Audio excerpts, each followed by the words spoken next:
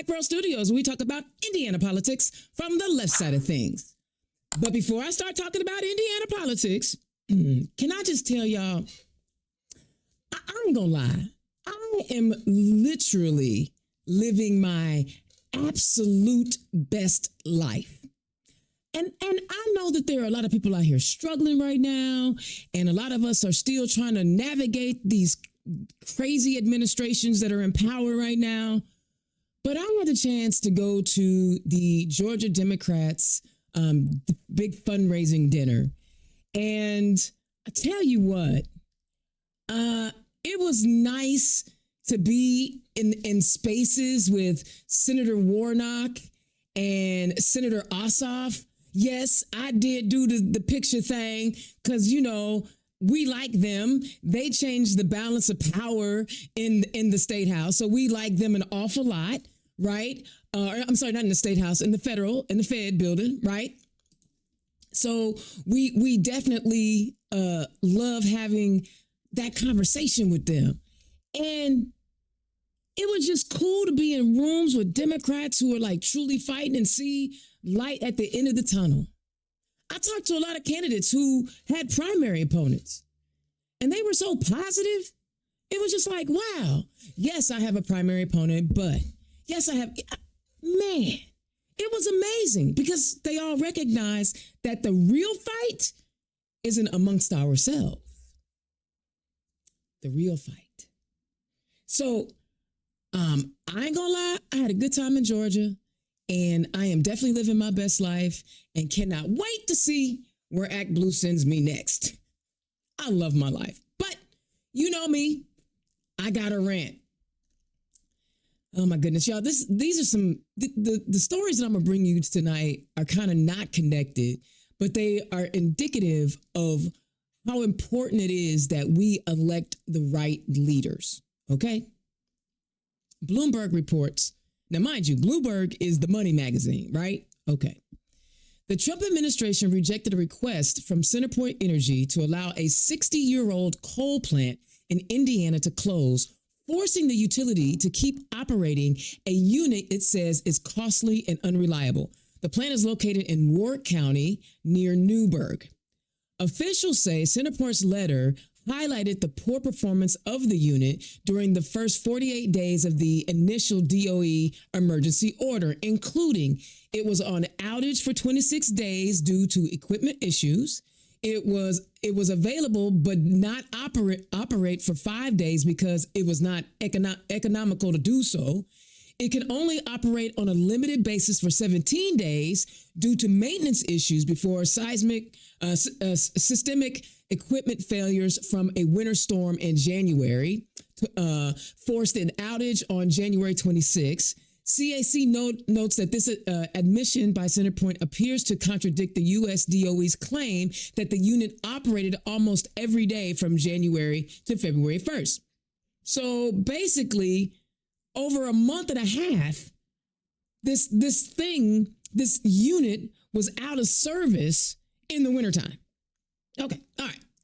The clash underscores a broader federal push to keep aging coal plants online that the administration says are needed to support the electric grid amid rising power demand, even as some utilities resist orders to extend the life of the older units.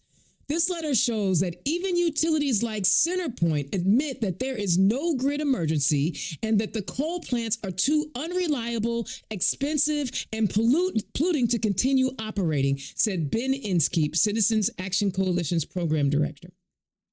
The federal government's unlawful orders directing utilities to keep dilapidated and unreliable coal plants open at a massive and growing cost to consumers is an outrageous abuse of power that will cause Americans' energy bills to continue to rise. Okay, so why do I talk about this? You know, the key word in all of this election cycle has been affordability. Everybody's talking about affordability. Well, how is it affordability, or you're addressing affordability when a coal plant that is going to need extensive dollars to remain open, 60 years old, by the way, 60 years old, to remain open, where do you think that money is going to come from to make the necessary updates to this Center Point coal plant? It's going to come from rate hikes. It's going to come from taxpayers like me and you. And listen, I'm not saying that CenterPoint is trying to do anything on behalf of us, because we know that they're not. But if they're telling you that it is not economically feasible for them to maintain this coal plant, then maybe they should shut it down. But we have an administration that believes that they are kings or whatever, and they can make a business stay open and run whatever business they want to run, whether they want to or not. And they're not looking at the long-term economic impact of the decisions that they're making. So one of the reasons why energy costs are going up is because that silly war in Iran, that we still do not have a clear understanding of why we're having it. This particular news story should alarm everyone, because not only will CenterPoint raise their costs, you can almost assuredly bet the other providers of energy will do the same, and we Hoosiers will be the ones to pay for it. All right. You gotta love the right, because they just do things that aren't in the best interests of people. So let me tell you this. The Capitol Chronicle reports the Secretary of Indiana's Family and Social Services Administration, FSSA, wants to change how hospitals purchase discounted drugs for low-income patients. A controversial move, critics say, could jeopardize rural hospitals and clinics for low-income Hoosiers. A proposed rule change introduced in February would eliminate access to a federal drug discount program known as 340B, which supporters say is a lifeline for rural hospitals and health clinics serving low-income patients. Secretary Mitch Rube contends that the program is being misused to subsidize hospitals' profits at taxpayers' expense without passing savings on to Medicaid patients as intended. Leaders from several rural hospitals participating in the program say they operate with such thin margins that any loss in savings could result in cuts to cancer care, obstetrics, and other services without any nearby clinics to fill the gap. Rube said in a statement to the Indiana Capitol Chronicle, no federal law guarantees hospitals the right to retain revenue derived from prescriptions funded by a taxpayer-supported program. The proposed state plan amendment ensures that savings associated with the Medicaid beneficiaries remain with the Medicaid program. Indiana's objective is straightforward: to ensure 340B operates as intended and that Medicaid dollars benefit the individuals the program is meant to serve. So here's the problem with this. The savings generate revenue. The savings generate revenue hospitals can use to subsidize uncompensated care for uninsured patients. So basically, any revenue that these rural hospitals get from this discounted program, they hold on to cover the costs and expenses of people who can't pay. Now, they almost make sense, right? With this order saying, no, you can't keep the money, blah, blah, blah. You can't keep the money, you can't keep the money. But when you have so many patients who are unable to pay, now you're reducing the ability for the hospital to remain open. See, again, he's not thinking about the people in rural Indiana. And we already know that we have at least 30 counties that don't even have emergency rooms. So again, this rule change on the surface sounds like, oh, well, we're going to put this Medicaid money back to Medicaid. But actually, you're going to be hurting the hospitals who take care of people regardless if they have the ability to pay. And then when they start to run out of money, then what? I get it. I get what they're trying to say. But doggone it, when they have such small margins, why not allow them to retain something so they can keep their doors open and they can help that many more Hoosiers? Okay? I mean, I need y'all to look into that. Watch it. And then finally, the Indy Star reports A proposal issued by Governor Mike Braun earlier this week to infuse $200 million into the state's child care voucher program passed the State Budget Committee on Thursday, which is today. The move is expected to add 14,000 additional children from low-income families into the program, bringing its total enrollment to 57,000. This investment allows us to reopen access after 15 months of frozen admissions, address the most urgent needs, and put Indiana on a substantial path forward, said Adam Alson, director of the Office of Early Childhood and Out of School Learning in an earlier news release. The approved measure would prioritize enrollment of siblings of current voucher holders, infants, toddlers, and 3, 4, and 5-year-olds, according to the news release. At least 20,000 children will remain on the program's wait list. Here's what Hoosiers should know. There's a wait list for children, child care vouchers in Indiana, which applies only to new applicants and new children being added to vouchers. You guys, go read that. Now, I find it interesting that this is essentially a backtrack, right? You realize that because, see, they changed the formula for these CCDF vouchers, right? In the budget, they changed the formula, and dozens of child care facilities across the state had to close because they changed the voucher formula. That meant that daycare centers were going to get less per child. And because they were getting less per child in these vouchers, many of these daycares couldn't stay open. And so now we have a lack of childcare, especially for low-income families. But it was happening to everybody because childcare places didn't just take young people who were on the vouchers. They were taking everybody, right? But this is where they're trying to cover up and try to make it seem like they're doing something on behalf of Hoosiers when they created the mess in the first place. It's like starting the fire and then trying to take credit for putting it out. These folks continue to create chaos in our state. They continue to create chaos. And when they see the things that they have done are wrong or have negative impact, they want to have this big old press conference. Look what we did. Look what we did. We bring in money. We $200 million. Well, we don't even know how that money is going to be dispersed. And we don't know if those rates are still going to be the same. What does that mean? Does that mean the formula is going to change? How does that $200 million? And then, again, they created a mess, and now they're trying to clean it up and making it seem like they're doing something real well. They're not. Guys, this is why, how much more of this are we going to take? How much more incompetence and mess-uppery, because I wanted to say the F-uppery, and I didn't want to say that. How much of the mess-uppery are we going to take? Because this is poor leadership. It is poor management. There was obviously a reason why people needed those CCDF vouchers. And to change the formula so that now we have less daycare centers than we had before. Well, where are they going to go? Where are the kids going to go? Are you going to infuse that money to help some of these daycare centers who had to shut down reopen so that the kids have someplace to go?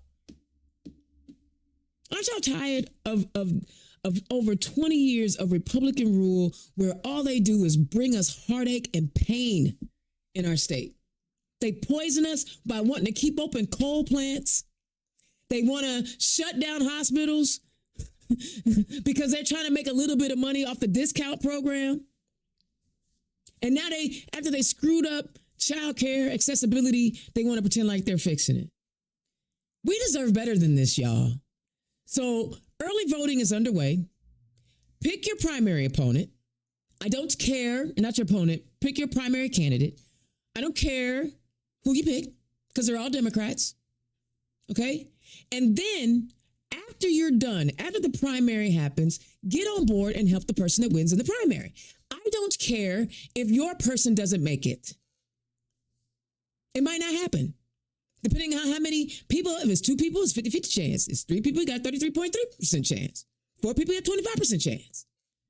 There's a possibility that the person that you choose does not win. But we have got to come together after this primary and make sure that we're stepping behind every candidate that's on the ballot that is running as a DB so we can stop the crazy at every level of our citizen government. Every level, y'all. That is my rant.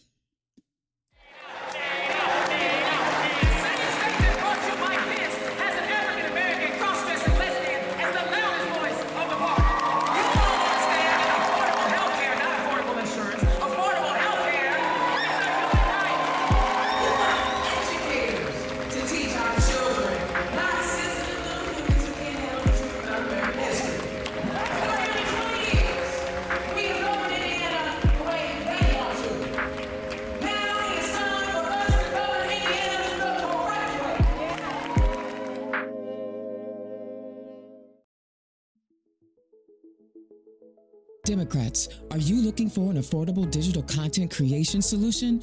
Then look no further than Black Pearl IT Solutions and Black Pearl Studios. Indiana's own Dana Black is providing many of the communication wraparound services any Democratic organization needs. No matter the size of the budget, Indiana's own and Black Pearl Studios have you covered. Just scan the QR code or visit www.blackpearl-its.com.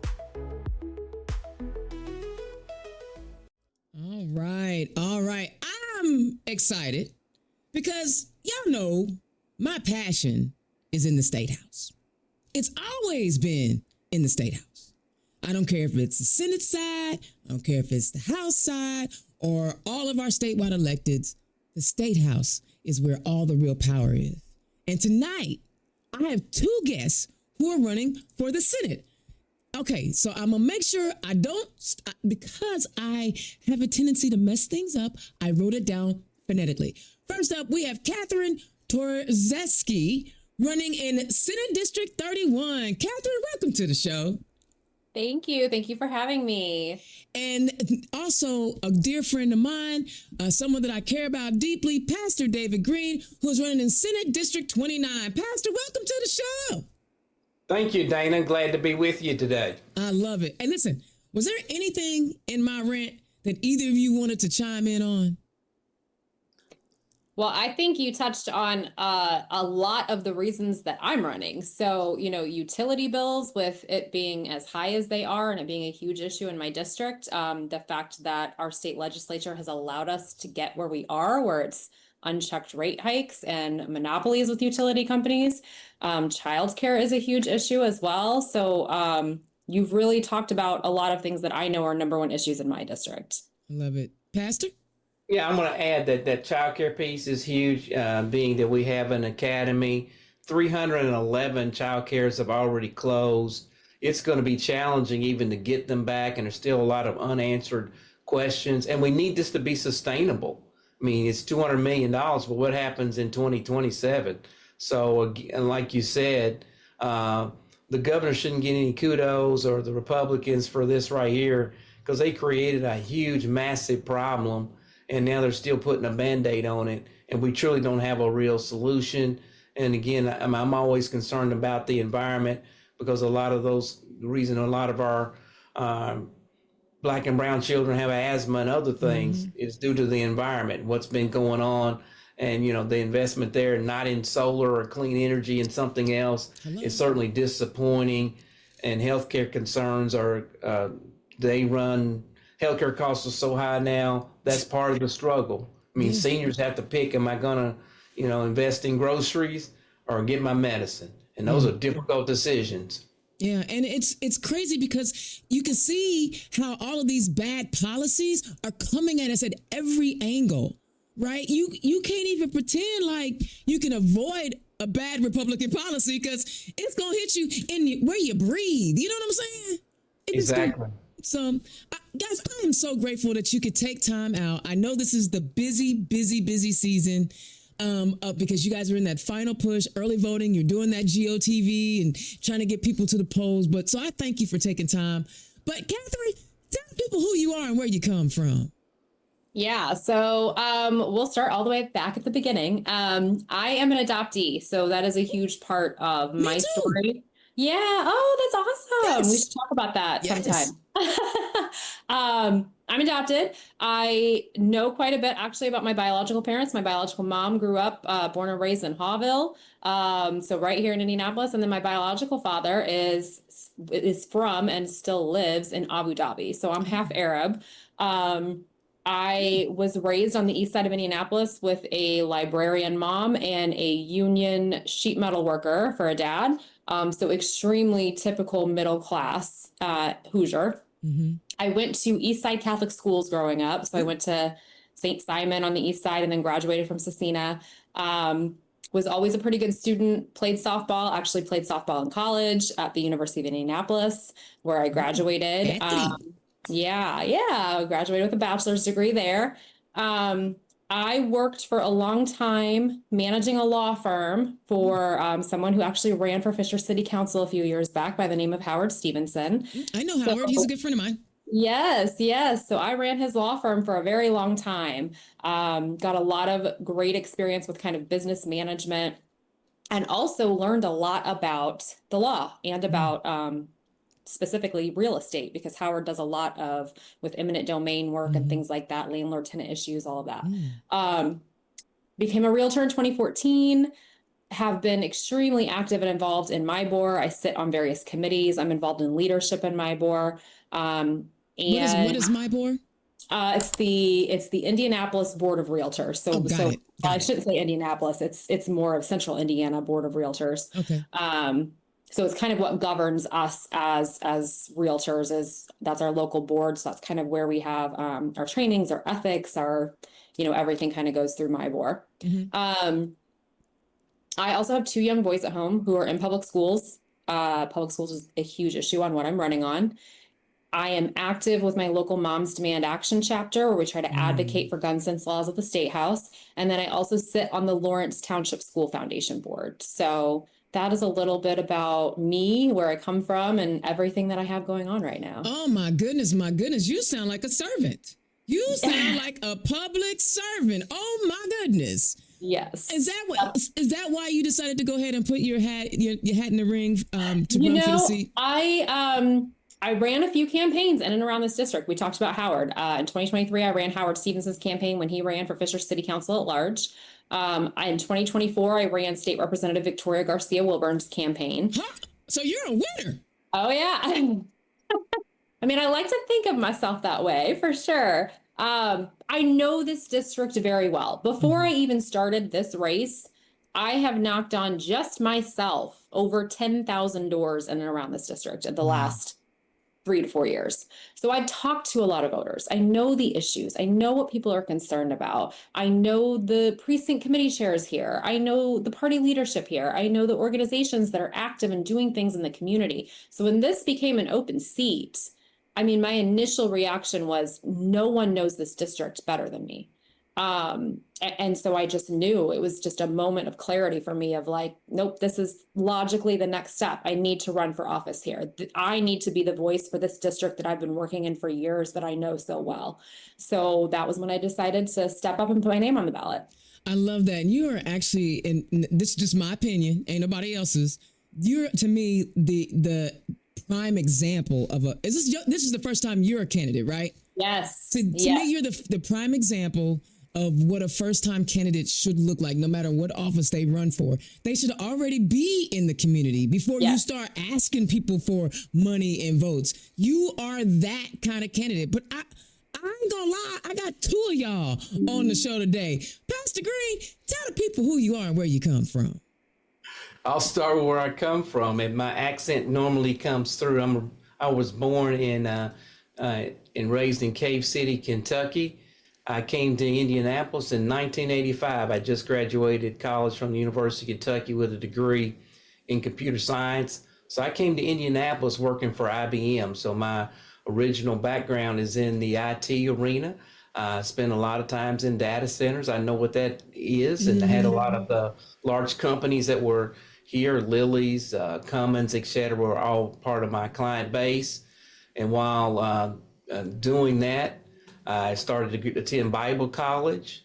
And so I was bivocational as a pastor for a moment, and then eventually became full-time pastor. I've pastored at Purposeful Life Ministries now for 30 years.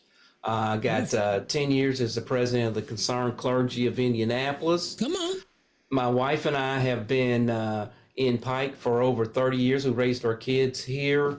They graduated from Pike schools. We got two. I got a daughter and a son. And then we got 7 grandchildren. And so in addition to that, I'm doing mental health first aid training. Been doing that for a couple of years because of the mental health crisis, wanting to address the stigma that's going on in our communities around mental health. And probably most importantly, you know, I've just stood along a lot of families along the way and know that families want a fair shot.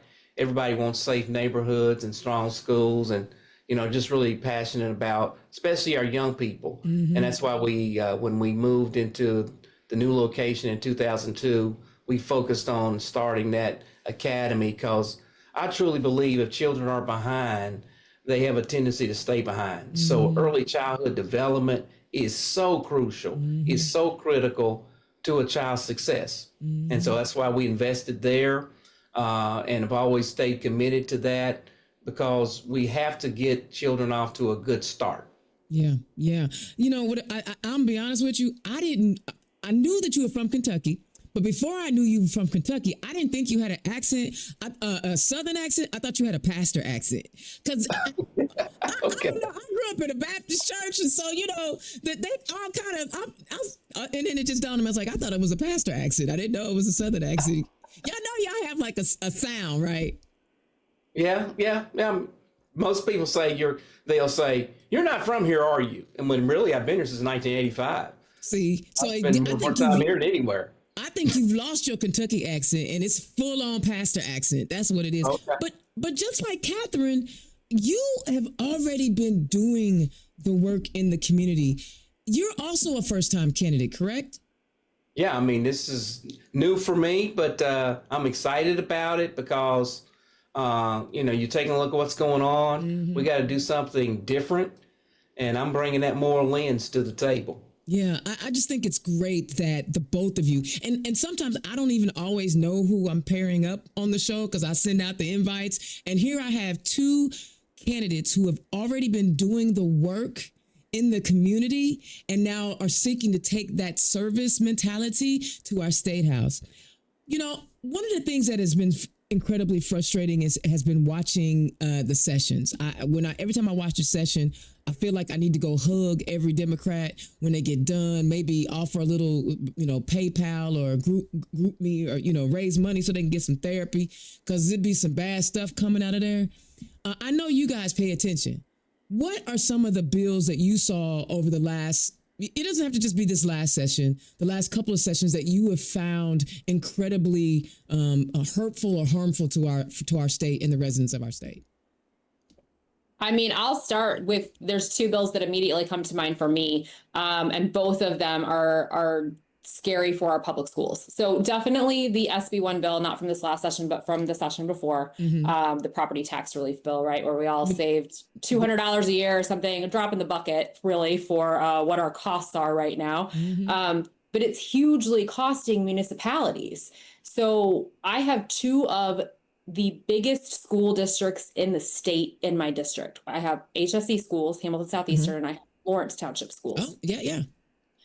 Hamilton Southeastern teachers this past year had to take a pay cut directly from the SB1 bill. They just don't have the funds.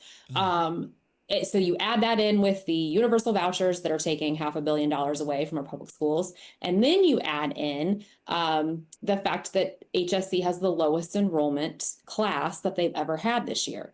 And as a realtor, I can tell you the reason for that is young families, kids with young kids, cannot afford to move into Fishers. Right. So that bill has been extremely harmful. Fishers is continuing to lose money for their schools. It's going to continue that way year after year after year. It is really a crisis right now for HSC schools. The other bill that just passed this past session that I personally find very egregious was SB 76, which expanded the powers at the behest of the governor, to cooperate with ICE should come into our communities, requiring government entities and organizations to have to cooperate.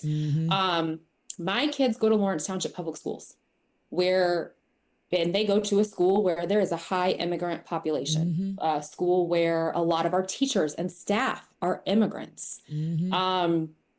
I know the people in my community at that school are terrified for what is supposed to happen, what it's going to look like if Indianapolis turns into Minneapolis, right? If we get an ICE surge, and now we have this new bill that says teachers have to open the doors and let mass men into the schools.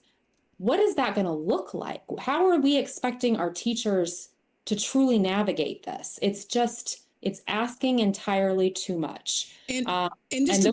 Go ahead. I'm sorry. I was just going to say, those two bills, for me, with public schools being such a huge issue in my community, those two bills I have found especially egregious over the last two sessions. And the Indy Star just reported about how many different detention lawsuits they've been passing. What is it? They had a deluge of lawsuits against the federal government, so much so the immigration courts are overrun. Again, another decision that is not helping anybody. And you're right, kids should not be terrified when they go to school, especially when we're talking about people who are contributing to our communities at such a high level, right? What are your kids saying? Because you have children that are in those schools. What are they saying to you? Because you're having those conversations over the kitchen table. Oh, yeah. I mean, the beginning of this year, my oldest, who is in second grade, had said to me, one of his classmates who started the year with him left and moved out of the country. And I could only, infer that meant that they were potentially self-deporting. And I've talked a little bit with my second grader about how, some of the stuff that's going on, so that he's aware, because I'm sure that there are families that he goes to school with right now that are terrified, and that are fully aware of what's happening. But the second grade might be a little young. I didn't know how old your kids were, so I probably should have asked that. Well, no, I'm telling you, they are more aware of some of this stuff than you would think. Now, I don't know that they know, the specifics and the details and all of that, but, they are aware that there is something happening. They are aware that some of their classmates are having different conversations at home that they don't have to have. You know what I mean? They're aware of those kinds of dynamics that are happening right now. Yeah. Pastor Greene, what are some of the bills coming out of that state house that has you? Well, I agree with Catherine that I have Zionsville in Boone County. That school was impacted the most by that bill.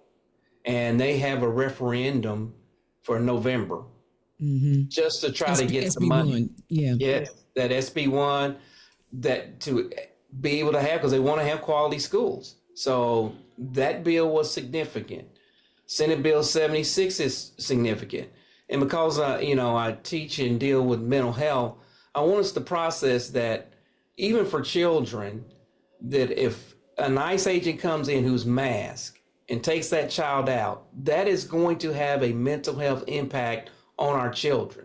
Don't just think about the adults, the children, because even as an adult, if somebody masked comes in your house right now, snatches up somebody, you're going to be impacted. They're going to be impacted in terms of their mental health. And I don't think we're thinking about the trauma that we're creating when we say ICE agents can come into churches, come into schools, places that we have deemed as places of safety, and we're just going to let them come in and take somebody out.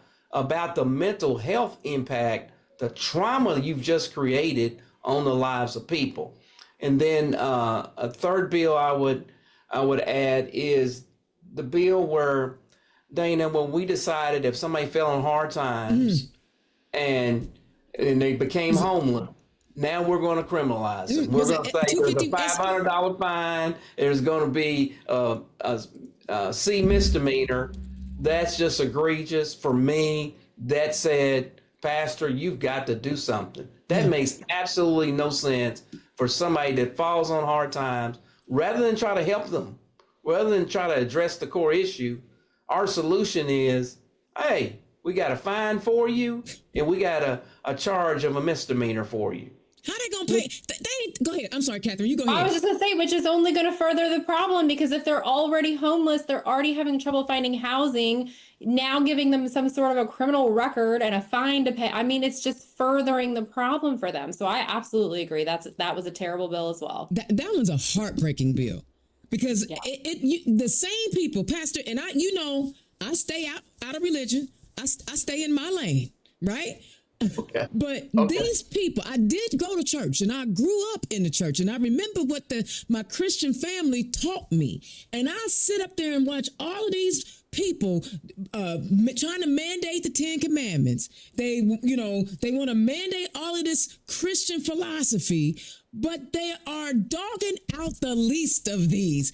I need somebody to help me make that make sense. Exactly. Because that does not make any sense whatsoever. And regardless of what the book is, I mean, everybody, Quran, etc., they all say now we need to be loving people and taking care of the least of those. There's not a book over here that I'm aware of that says, oh no, let's step on the least of those. We're commanded, we're mandated to take care of them. And our solution was, we're going to criminalize you. Mm-hmm, mm-hmm. And you're not even, and how are they going to pay? Ain't nobody really answered the question. If you're homeless, that means you are really struggling for money. How are you going to pay? And then what are they going to do with that $500? Those are, y'all got me fired up. I want to throw out one other detail about this. Again, me being really involved with my board, we have something called the Realtor Foundation, where we raise money for organizations that help with homelessness. Mm-hmm. One of the statistics that we've been throwing around, do you know the average age of the homeless person in Indiana right now? I have no idea. Average age is 8 years old. What? Yes. So the average homeless person right now is a child in Indiana. So we are talking about not just criminalizing homelessness. We are talking about, again, more trauma for Hoosier children who are already in an unfortunate circumstance, and we're not offering help. We're going to put their parents in jail and take their kids away. You know what I mean? Yep. So it's, and I didn't know that either until I got more involved with the Realtor Foundation and heard that statistic. And I just was like, that's a shocking statistic. I cannot believe that this is not more talked about, that the average person that is homeless right now in Indiana is a child. Again, I'm going to go back to them Christians in the State House. I stay out of religion. I just listen to what they saying, right? And they trying to tell us that they are holier than thou, and the way that we should lead our state is in this way. And yet they are literally running counter to all that. So not only is an 8-year-old child the most the highest rated homeless age, they are going to probably be in a school wearing mask, ICE agents, and they're not going to get the mental health they need because they're cutting the drug discount program. All of this is all connected. It is all connected. But I found it interesting that you guys, the two of you, and I say you guys, I don't mean that if I'm being disrespectful to non-binary people. I'm 55 and it's hard for me to change. Because listen, if I'm in the community, LGBTQ plus, and I struggle with pronouns, and anyway, I noticed that you both picked Senate bills, because there's also a lot of House bills, but you guys picked Senate bills. Have you guys been watching the Senate extra closely in anticipation of running for a Senate seat? I can't say I did that. I mean, I do follow the bills, as the president of Concerned Clergy, mm-hmm. and being an advocate. I mean, a lot of these issues I work on, like homelessness, et cetera. So I'm in that space, because a lot of these bills, there's always a House version that's comparable, but you just follow it and you're like, this is egregious. Some of the things that people come up with, and they conflict with each other. Mm-hmm. You're like, well, wait a minute, you just said this on this side. Now we're going over here doing the opposite over here. It's like they changed the rules depending on what they want the outcome to be. And none of it is for positive outcome for Hoosiers. No. That's Catherine. Were you just watching Senate bills, or did it just happen to be that way? I think it just happened to be that way. I mean, we could go on. There's been a lot of bad bills. Definitely. But those were definitely the two that caught my attention because they both directly tied to public schools, and public schools is the number one issue in my district. So I love that. And because we could get both of you in that Senate, I do talk about the issues, but think about this for a minute. Pick one of those bills that we just talked about and offer us a possible solution to retract or pull back, or something that you would have done differently as a senator, a state senator in our state house. You know, because we can talk about problems all day long, but we've got to also be able to offer up some type of solution. I don't care who goes first. I mean, I can talk about, the property tax bill, I think has been, that whole conversation has been especially interesting, again, with me being a realtor. It gets hard because in the state of Indiana, I know everyone's hurting. I know everyone is being squeezed with all of the expenses that we have. But in the state of Indiana, we do have some of the lowest property taxes in the country. So it's hard because that is what funds a lot of our public schools. And it's what funds what we use to pay police officers and firefighters. So cutting those, we're literally talking about cutting incomes for teachers, firefighters, police officers. If we are going to cut property taxes, if we have decided in Indiana that our property taxes have gotten too high and that too many voters are asking for relief, then we have to restructure the funding that's going to municipalities, because we can't cut the funding to municipalities without some way to get more of that money in. And I think the problem in Indiana that we constantly are coming up against is they're always wanting to cut taxes because that's what they're touting as the big thing in Indiana. We have low taxes. It's low taxes for corporations. It's low taxes for the top 1%.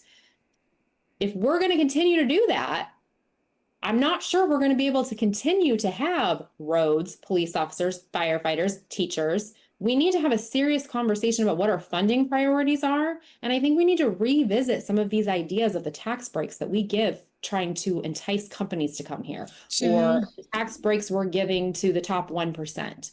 If we want to cut property taxes for everybody, maybe we need to raise some of those taxes so that we can make our budget work. Because the answer is not, let's cut paychecks for teachers. Let's cut paychecks for police and firefighter. That's not the answer. So yeah, I like that. And plus that 50-year tax abatement for data centers that don't bring nothing to the community. We're going to talk about that, Pastor Greene, but talk about some solutions. Well, I mean, I just want to add to what Catherine said, because I truly believe we don't have a money problem here in Indiana. What we have is a priority problem. Our budget's over $22 billion a year. Now, I see that budget as a moral document because it speaks to what matters, what we value, where we're willing to go. In terms of a solution, in terms of education, we're giving vouchers to families that make over $200,000 a year. To be cutting that money back, that would give more money to help with our, public school system. We're giving money to people who are taking their children to private institutions that already have the money to pay for that. Those vouchers need to be dialed back so that we're not robbing our public school system and really just hurting our children and asking teachers to do more with less. So I think some of those practical things need to be pointed out, because it's not like we're over here like we don't have any money as a state. We have a surplus. The surplus is continuing to grow. We have a $22 billion budget. We need to be making decisions that will benefit all Hoosiers and not just that 1%. Because like you said, 50-year tax abatements to Google. Google lost more money. I mean, this is toy money to them. Exactly. They don't need that money. So we could take that money and make sure that we're building our own infrastructure instead of giving breaks to people who really could care less about that break because they have tons of money. They have tons of money. And let's talk about them data centers. It's not very often I get another techie on the show with me. You said you have worked in data centers before. Will you please, for the people, explain the difference between the data centers that you have worked in, the legacy data centers that you have worked in, and these AI data centers. Will you please explain the difference to these people? Well, I'll attempt and get started, Dana. But what we're trying to do now is, okay, for these AI things, they'll have a bunch of computers with a bunch of backups to it, and they're not going to need a lot of people in there to run it, but it is going to be a drain on utilities, water, electricity. It's going to be more water, more electricity that infrastructure has to get built, and somebody's going to pay for it. It's going to be a drain on systems, and you have to sort all of that out. Rather than what we're seeing now is they just want to implement it. In reality, is because that's a business in terms of these data centers. Mm-hmm. The reality is, Dana, every one of them will not make it. Right. And there's going to be some of those data centers that will not make it. It's a business. It's like, we see restaurants and every other things that close. We build them. They're here for a while, and then it disappeared. Why? It didn't get the support it thought it was going to get. It doesn't make it. The same thing is going to happen with these data centers. None of these people can say for certain 10 years from now we're going to be here, especially the smaller ones. There's great odds they will get consumed. They won't make it. And what happens to this building that got built, especially when it steps on natural resources, and now you just got a bunch of concrete, rectangle building. Like, what are we doing with this? What can it be repurposed into will be challenging when it was just a data center. Child, they're still trying to figure out what to do with Lafayette Square. These people don't know how to repurpose. Exactly. They ain't figured out how to repurpose yet. And it's unfortunate that one of our Democratic city county councilors, and I've been talking about Ron Gibson for a while now because he sold us all out. I'm not talking about him. I'm talking about his policy decisions. I did not like his policy decisions. I don't know the man like that. But these data centers they're popping up all over the state. So I know that like a lot of people are talking about how they're showing up in lower income areas, but that's not necessarily true. They're popping up everywhere. Like the one in Boone County that I know that everybody's talking about how they're going. You got a bad situation out there where they're gonna take water from Eagle Creek and we don't know what they're gonna put the toxic water. What are the people in your district saying? Because I know you're talking to them. What are they saying to you, Pastor Greene? They're rightfully very upset because if they're going to talk about bringing the wastewater and dropping it back into Eagle Creek, and Eagle Creek is not a river, so it's not flowing. It's a reservoir. And so any bad chemical, bam, you've just messed up the reservoir. And who believes that there's never been an environmental accident? What? Exxon Valdez? I'm sorry, what? Who believes there's never been an environmental accident? It's going to happen. The question is not if it's going to happen. The question is, Dana, when is it going to happen? And when that happens, you completely damage Eagle Creek because it's not a river. It's not flowing. It's a reservoir. And if some chemical drops that shouldn't be there, you're going to contaminate the entire thing. And because this stuff is man-made, it could be a crack in a pipe somewhere. It could be anywhere. Lebanon didn't do what it's supposed to do. I mean, and there's going to be finger pointing around it. There's going to be just, all that going on. How long will it take to fix it? But the damage will be done. And that's drinking water. And that's drinking water. On top of animals, fish, and wildlife, and all the other things, or the people for recreation and row, etc., what they're going to be exposed to. It is so risky, and then it was done with so little transparency, Dana. And what's really interesting, we know businesses will cut corners to save money. Like I watched Aaron Brockovich. I know what happened, right? But Catherine, it's not, like I said, it's not just in lower income communities. What are the people in your community? And I'm not saying that you don't, you guys have a different Look, I ran in District 88, so I know how the economics or the incomes in that area are varying. But what are the folks saying up in your area, in the Fishers and the Lawrence area? Yeah, I think in my area, their biggest concern with the data centers is how it's going to affect their already high utility rates. As far as I know, anyways, right now, there's been no proposed data centers near my district. I think the closest one is the one that's being proposed on the far east side, which is still, it's pretty far south of my district. But what I'm hearing at the doors is our utility rates have already risen so much. Now they're talking about these data centers. How's that going to affect our utilities if they do start opening up these data centers? And the answer is they're probably going up. That's the answer. Your utility rates that are already so high, they're probably going up again. So I know that is a huge concern in my district right now. Yeah, and you know what? I'm going to touch on the affordability conversation. Every cycle, every election cycle, especially in Indiana, there's always a buzzword. Like, remember when it was CRT, everybody was worried about critical race theory. And then there was, the DEI, everybody worried about something. But affordability is the word. But nobody is really, from what I can tell on the other side of the aisle, they're not really talking about the human aspect of affordability. When you're talking to your potential voters, utilities I know are one, child care is one. What other things are they telling you that, gosh, we just really need some help on as residents of the state? I would say healthcare. Healthcare is huge right now. And I mean, I think it's for everywhere, but definitely in my district, we're talking about it too. Again, going back to the HSE teachers, one of the biggest things with their money that got affected was that their insurance premiums went up this year.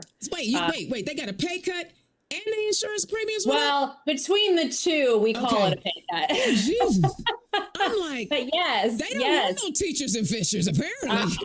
I think the general consensus is morale is definitely down right now with HSE teachers. They're also talking about laying teachers off right now too in HSE. So the morale is not great. But back to healthcare. Yeah. I mean, I personally have a father-in-law who's on Medicaid. We're seeing the cuts happen in real time right now and having the conversation, me and my husband at home, of like, what does this look like when it becomes too unaffordable for him? When he can no longer afford his prescriptions, how are we stepping in to help? Because he's already on such a fixed income. So I think insurance is also a huge issue. Healthcare access, tied in with that in my district. Those are huge issues, I would say, in my district. Pastor? And I would add, with that, healthcare, housing is a problem. Home insurance prices have gone up. People are struggling.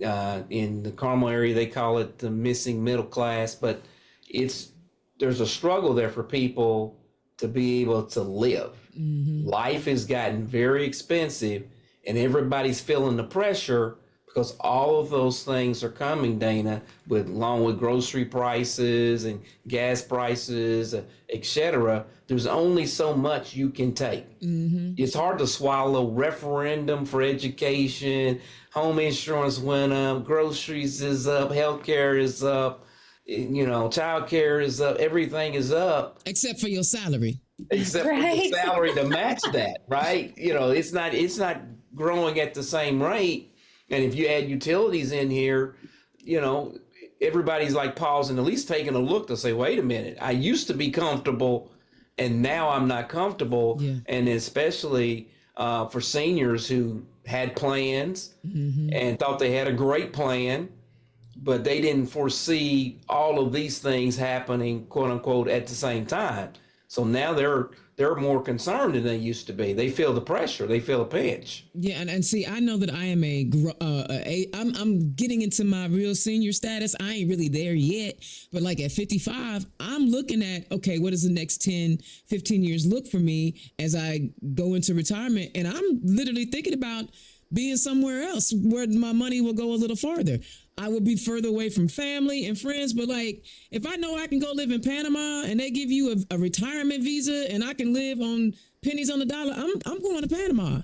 Like, but I shouldn't have to, right? And I think that's the thing, is like, why do I have to leave my homeland to afford it? That doesn't make any sense.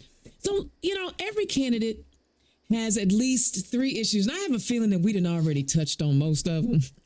Every candidate has three issues that they highlight and frame their campaign around. Catherine, what are the three issues that you are literally pushing, like on your lit, when you're knocking on doors, when you're on social media? What are the three? Even if we've already talked about them, go in depth a little more. We've already talked about them, but I will definitely say them again because I won't stop talking about them because I know they're so important to my district. And that would be public schools, fully funding our public schools because our public schools are actively being defunded in Indiana, and it is affecting my district in a major way. Again, I have two of the largest school districts in the state in my district.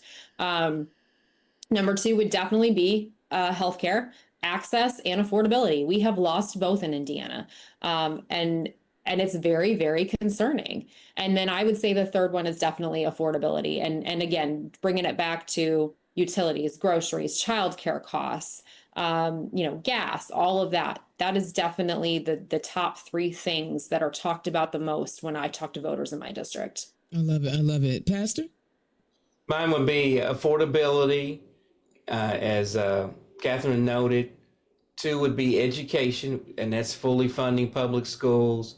The third one would be protecting our communities. That's the environmental issues around the LEAP project, Eagle Creek, and in that as well as protecting people, where they have local voice, local control in terms of stuff like ICE. I think the local voice has gotten lost. So in protecting our communities, that's a piece of that. And aren't you guys super happy that this election, most of the things that people are talking about impact everyone, instead of the social issues that people use to try to divide each other?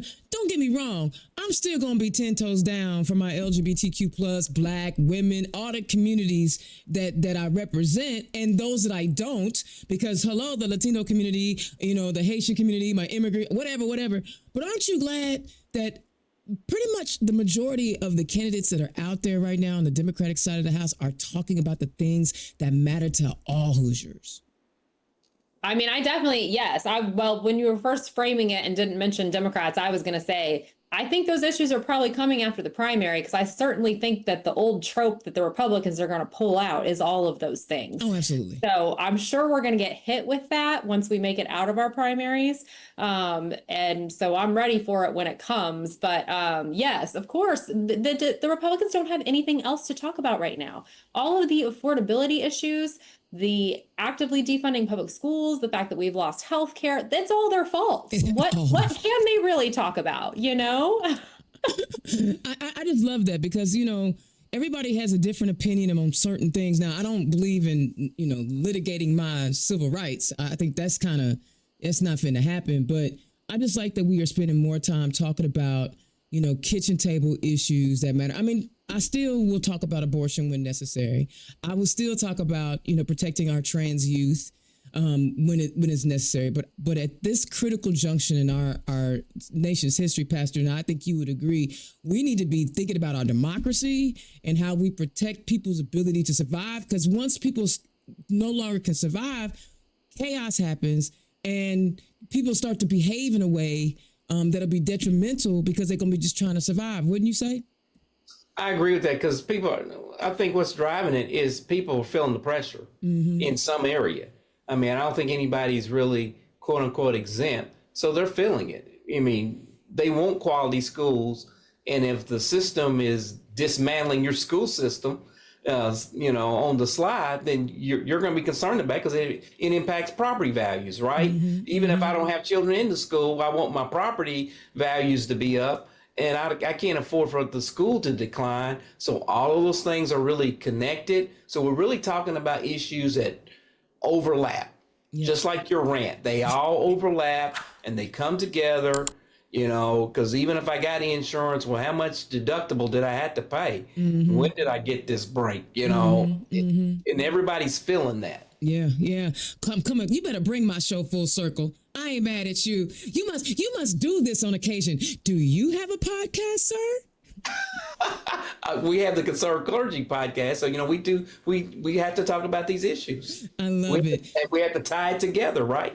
I love it. I love it. And I was just, looking at a tweet from a Republican candidate that's running for the state house, and she had the audacity to talk about, wanting to bring down gas prices. And I'm like, but isn't your party the party that keep raising the gas tax? So I'm supposed to believe a candidate in the party that created this crisis is going to be able to fix it. Yeah, keep gaslighting me. That's the only gas you got going on is gaslighting. Y'all, thank you so much for joining me on Turn Left. Catherine, tell the people where they can find you. Yeah, I have a page on Facebook, Catherine Torzewski for Indiana, also on Instagram and on TikTok. My website is catherinetorzewski.com. There's an email on there. That email goes directly to me. So if you want to reach out, feel free to reach me that way. I love it. Pastor Greene, where can the people find you? If I could get that out. Yeah, the website is green4Hoosiers.com. Green4Hoosiers.com. That's the same thing for our social media platforms. We're on Facebook, Instagram, TikTok, etc. Green4Hoosiers.com. There's also a contact button on there. If you give me a call, you send me an email, however you want to communicate, it comes right to me. We're going to get back with you because I'm enjoying talking to people. I love it. And do you guys either one of you have any volunteer opportunities or any events coming up? Yes. Yeah. Go ahead, Pastor. We're going to be out canvassing this Saturday. There's a volunteer forum. Jump on and say, hey, we're going to go canvass 1 to 3 this Saturday. Love it. Yep. I also have canvassing right now. I have phone banking where people are calling voters. We're already starting to sign people up who may want to stand at the polls for early voting and election day. I do have one final fundraiser coming up next week on Tuesday that's kind of geared towards the real estate industry. So some of my realtors and title company people and inspectors and appraisers, I'm really trying to get them out to help support. And that will be my last fundraiser before the big day. So. I love it. I love it. And listen, guys, all these candidates need money. So if you liked what either one of them talked about, click the donate link. Become a recurring donor. Do whatever, right? But click the link. Donate to these candidates because they need your support. So now we talked about issues. They offered up some solutions. Now we got to help them win the election. Again, I stay neutral in the primary, but these are the type of candidates that we need. Community leaders. People that have already been doing the work in the community, that already have relationships. These are two great first-time candidates. I'm excited for y'all. Thank y'all so much for joining me. Do not hang up just yet. I was moved. I hope you were moved. There's an opportunity for us to make a change in 26. We don't have to sit around and keep taking this nonsense. We have candidates who have been in the community. They have been doing the work for a long time. They've either helped on other campaigns or they stand at the pulpit and try to help you. Because, one of the things that drives me crazy is that the Republicans act like they got, a moratorium on Christianity. They don't. We got pastors running for office. We have religious folk running for office of all religious aspects. It ain't just white Christian nationalism. So you don't have a moratorium on faith, Republicans. We have a lot of faithful people, lots of them in our party. So this is the moment, y'all. No more talking, no more wishing, hoping, and praying. You got to put in the work to make these things happen. And here are two great candidates that we talked to tonight that have the attributes that we want to be servant leaders in our state house, working to craft policies that improve lives because they know what their communities need. They know it. Y'all, thank you so much for tuning in. Indiana's own Dana Black, Turn Left. I love doing this, so I will holler at y'all next time. Peace. Turn Left is the property of Black Pearl IT Solutions, executive producer, Indiana's own Dana Black. Music by Dorian and 22 from Pixabay.